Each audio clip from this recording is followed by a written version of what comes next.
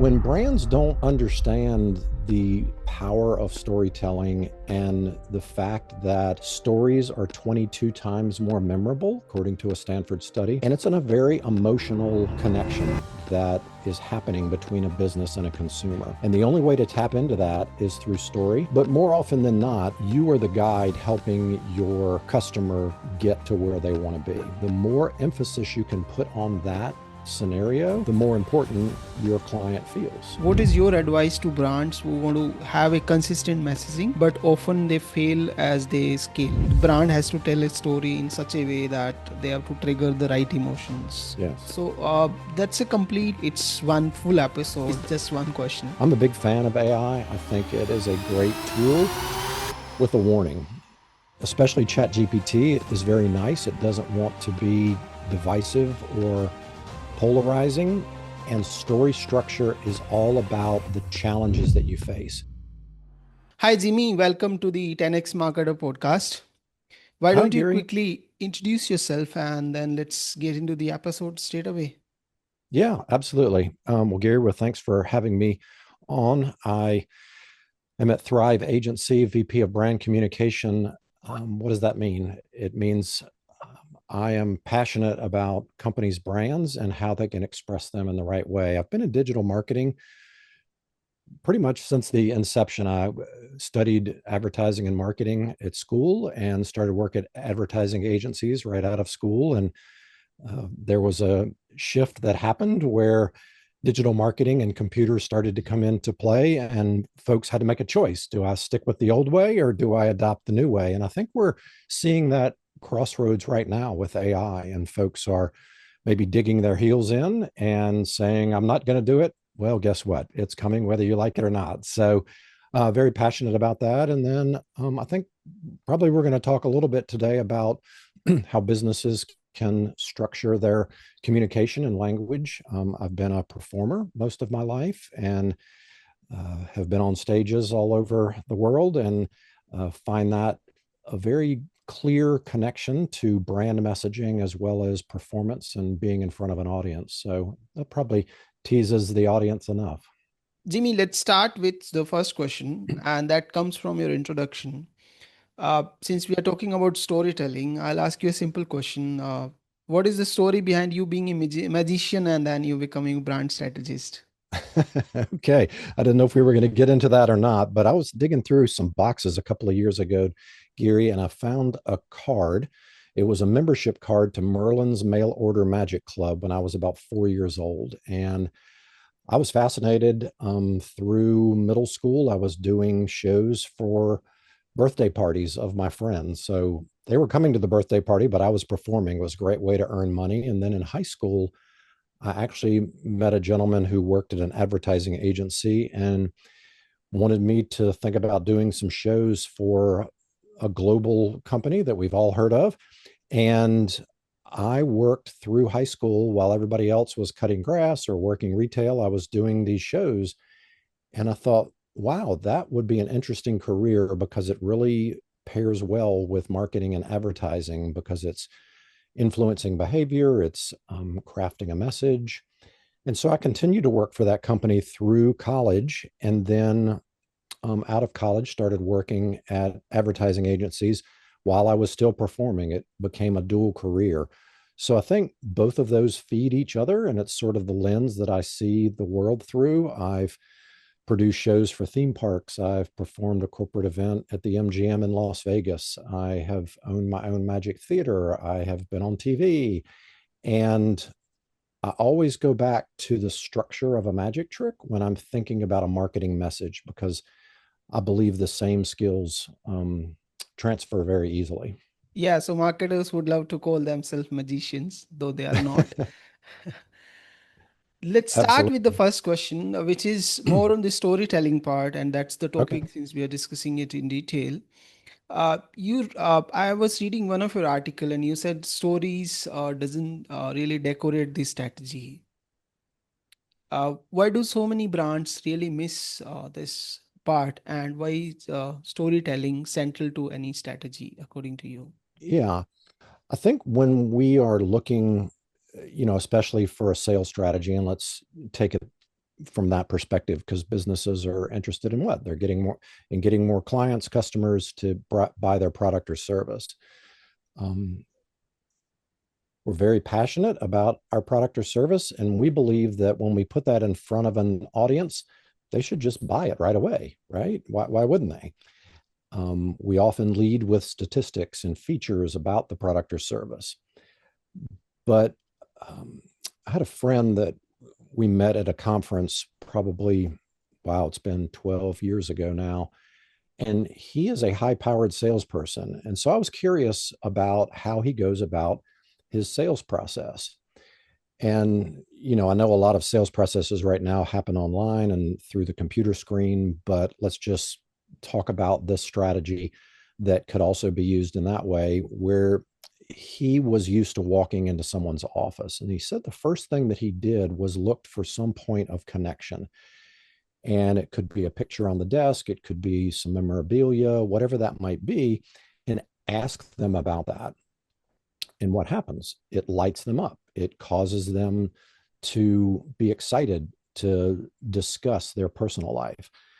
And so when brands don't understand the power of storytelling and the fact that stories are 22 times more memorable, according to a Stanford study, than data and statistics, why wouldn't you take that and use that in your sales process?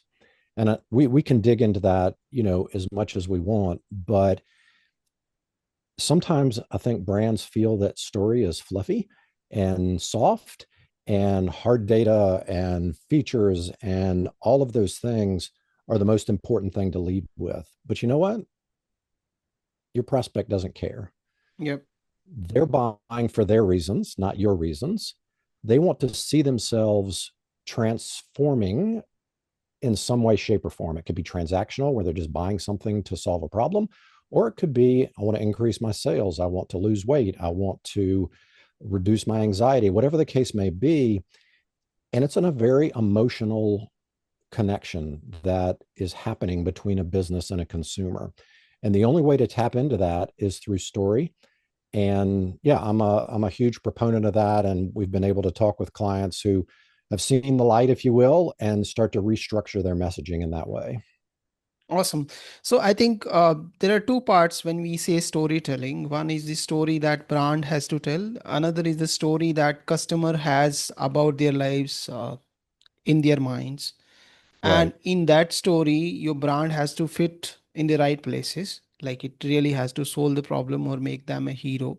So what is your approach to storytelling? Are you someone who make the customer a hero in your story, or is it the brand that really has to resonate when you are talking about the story? What is the structure? And you also talked about the five finger framework. Maybe as a follow-up question to this one, you can talk about that framework as well. Yeah.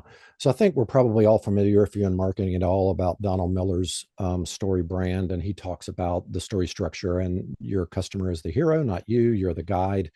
Um, where that comes from is Robert McKee is a very popular screenwriter, and he wrote a book called Story. But it all sort of dates back to Joseph Campbell and The Man with a Thousand Faces, and the hero's journey, that your customer wants something. There's some incident that sends them on the way to their journey, and then they either get what they're looking for or they don't. And you can map this across Star Wars, Lord of the Rings, just pick any movie at all. And I would say there's probably some instances where the brand can be the hero. And I think about maybe in the restoration business, or I have water shooting out of my kitchen floor and I need somebody to come save the day. But more often than not, you are the guide helping your customer get to where they want to be. And the more emphasis you can put on that scenario, the more important your client feels. And so, one of the questions that we get all the time is, well, how do I even start telling this kind of story? How do I put the customer as the hero? And you mentioned the five finger analogy. I guess I came up with this because of the whole connection to magic, and magicians use their hands. But if you just hold up your left hand And if you're watching on screen, you'll be able to see as we walk through this, but I'm sure if you're listening, you can imagine that. The pinky. We remember when we were kids, we made a pinky promise, right? You kind of looped your fingers together and you promised, and that was a contract. That was a binding agreement. And so if brands can think about the promise that they make to their customers, that could be a great place to start for messaging. What is it that you're promising? We went back to the restoration example. That company is promising that they will restore their home to its new condition, right? Um, you move to the ring finger in the United States. That's where the wedding band is. But um, there's actually a legend that there's a vein that runs from that finger all the way to the heart. It's called the venus amoris. They disprove that. But anyway, it's a great story to have in your head. You'll probably remember that story. But that's the passion and the building of that relationship. So, as a business owner, you probably had a passion to start this business. How are you going to establish that courting ritual with your prospect or your consumer? You can't ask them to marry you on the first date. So, think about how you're going to communicate your passion for your business. The next finger is your middle finger. And don't get worried, I won't hold that one up by itself, but it's not really a crude gesture. It's actually a defiant gesture. So, what is the defiance you have against someone? Who is that? It's the villain, right? There's a villain in the story. Again, think about any story that you've read, there's got to be a villain. And so, who is the villain of your business? It could be a company, it could be a person, it could be an ideology. So, if it's a weight loss supplement, it could be fad diets is your villain, that you've engineered this shake or this supplement that is all natural ingredients, so forth and so on. So think about who is the villain in your story. That's a great story structure. The next one is the pointy finger or the index finger. And I said pointy finger for a reason, because you can point at your individual ideal customer profile, and then you can say, you're the one who needs this. And then you can invite them on a journey with you and tell them to come along beside you so that you can help them. And so in story structure, I talked about this episode that happens. We call it an inciting incident. So something is brought into turmoil and the guide shows up, and that guide takes you on the way. And so when you do that pointy finger and you say, come this way, you are, putting yourself in the position of that guide. And then the next one is the thumb. The thumb is, a couple of symbols. The thumbs up is that's the right way to do things, or that's success. So in your business, what's the right way to do something? And then thumbs down is what's the wrong way. And so you've probably seen articles and memes, do this, don't do that. You can do the same thing for your business. The other thing is, what thumbprint are you leaving on your consumer when they interact with your brand? I have three sets of twins, nieces and nephews. They can open each other's phone with their face, but they can't open it with their thumbprint. That's unique to you. So, what is the unique story that you're telling that your audience is going to go, I am so glad that I went with this business? So, again, we carry around our five fingers with us all the time. Start there. You have probably a year's worth of content using your five fingers. Great. So that's an awesome analogy. I think I would remember it. This is one of the story I would remember for my lifetime for sure. Now, let's talk about something very important that often is missed by the brands. It's like consistency of your message across all the Yeah. channel, especially when you're growing up. One, how do you maintain this in your practice? And second, what is your advice to brands who want to have a consistent messaging, but often they fail as they scale? Yeah. So a couple of things go into that. And I think there is work that needs to be done ahead of time, thinking through, again, what do you care about? What are you, go through the five fingers again, write down all of those things. And it doesn't mean that you have to tell all of those things right out of the gate. Um, we often use the analogy of an appetizer. So you sit down and you might just be going in for an appetizer, and it's a small bite to get you curious about the next thing. I think we've lost curiosity in our business, and sometimes we think we just have to tell everything. So on social media, it might just be a short snippet, and then it would link to a larger story or a larger video. Consistency across the story. is, I would say it's that parent relationship, right? The kid goes to one parent and says, "Hey, I want this." And if they don't get the right answer, they go to the other parent and they say, "Hey, I want this." The parents have to get together and make sure they have their stories straight. And then, of course, in crime dramas, they always interview the suspects in separate rooms because they want to find out, is the story the same across the board? And so when you look at a team, you don't want your sales team, your customer service team, your executive team, your on the line team all telling a different story. You should publish an internal document that says, here's what it's about. That's bringing company culture together. You should talk about that in company meetings. You should have a clear understanding about what the business is about, who you serve, and what are the ideals. A lot of businesses go through a core values exercise. You don't have to have a big, long, week-long off-site, but I think it's appropriate to have these conversations on a regular basis.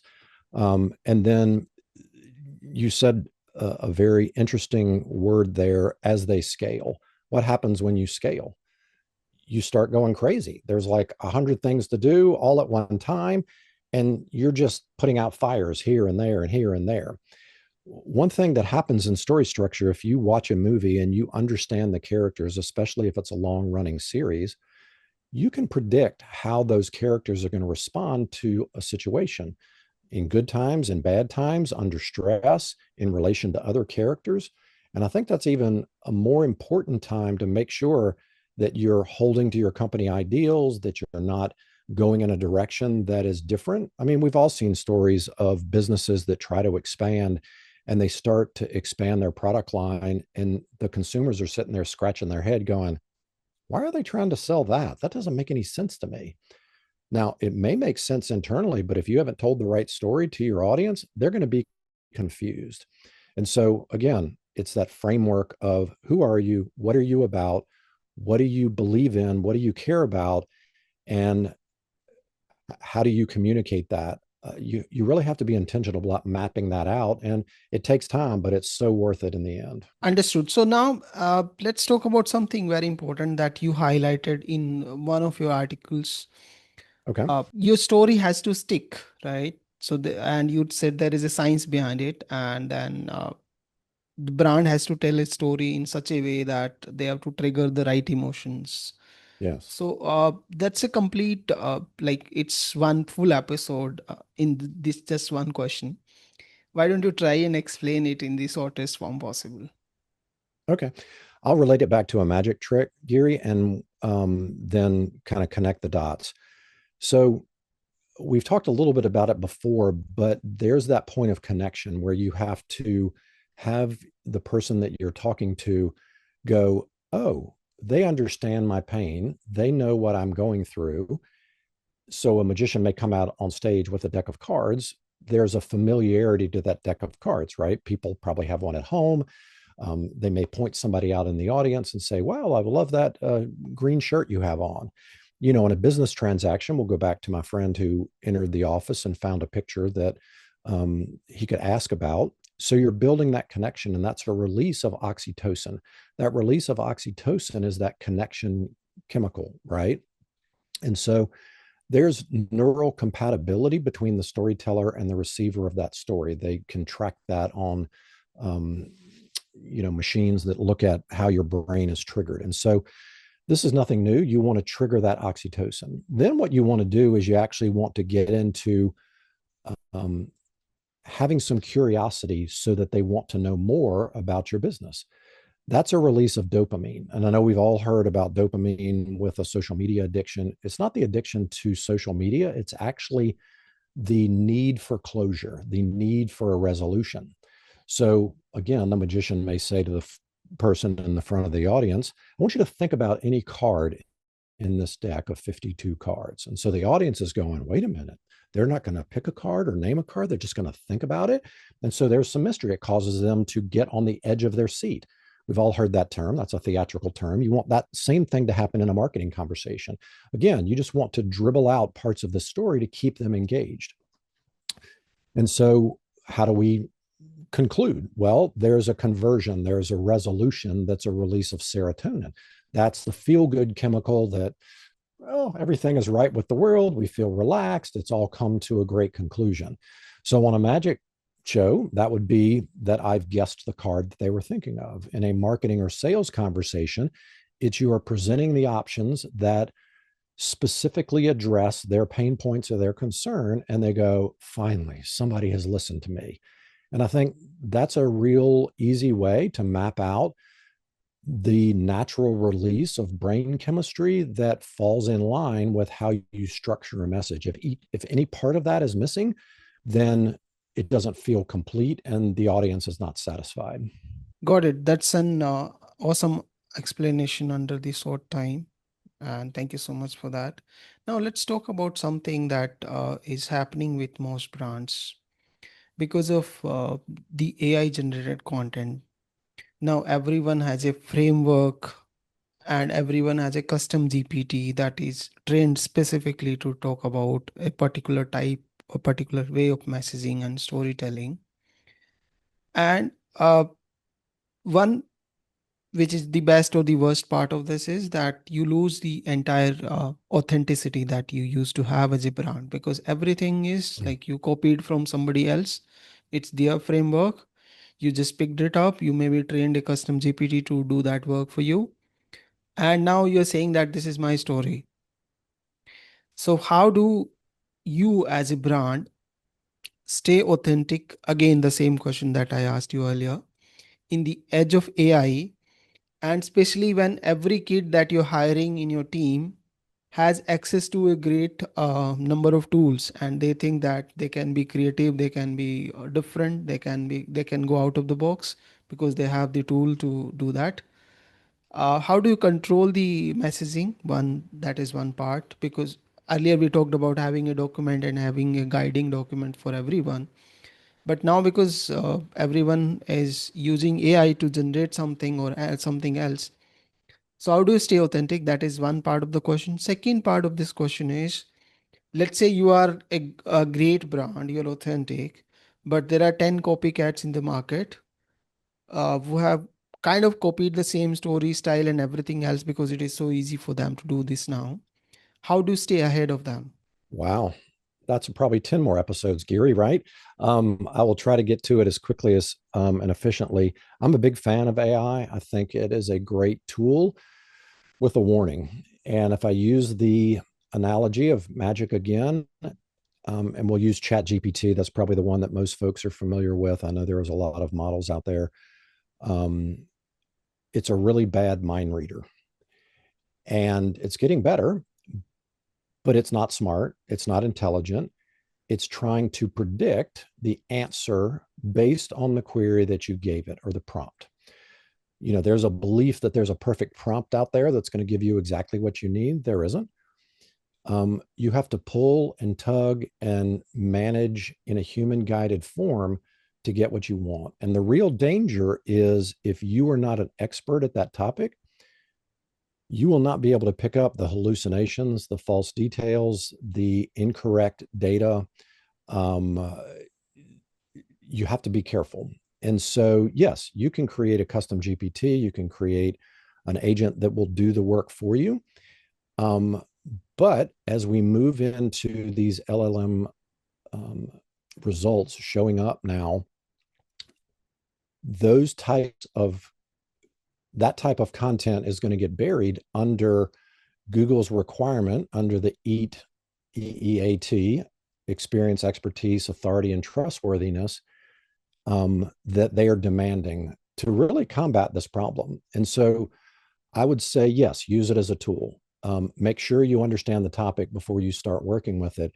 And you're going to have to infuse the subject matter experts within your organization to be present and to be part of that content so that it can appropriately attribute the expertise, trustworthiness, authority, experience to your brand that is going to be vital. One of the things that we see right now is owners who used to hide behind the logo or hide behind the brand are having to step out into the spotlight and be part of the conversation because that's what these LLMs are demanding.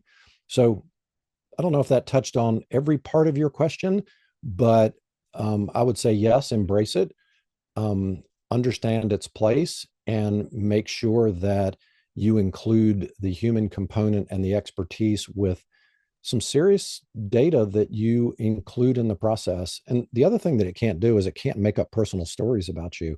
So when you get into a personal story or some sort of, um, uh, I will add one more thing at the end here. Especially ChatGPT is very nice. It doesn't want to be divisive or polarizing. And story structure is all about the challenges that you face. And so it's not going to write the raw, gritty, scar ridden struggles that you took to get to where you are and how you're going to fight for your client no matter what. You're going to have to infuse that yourself.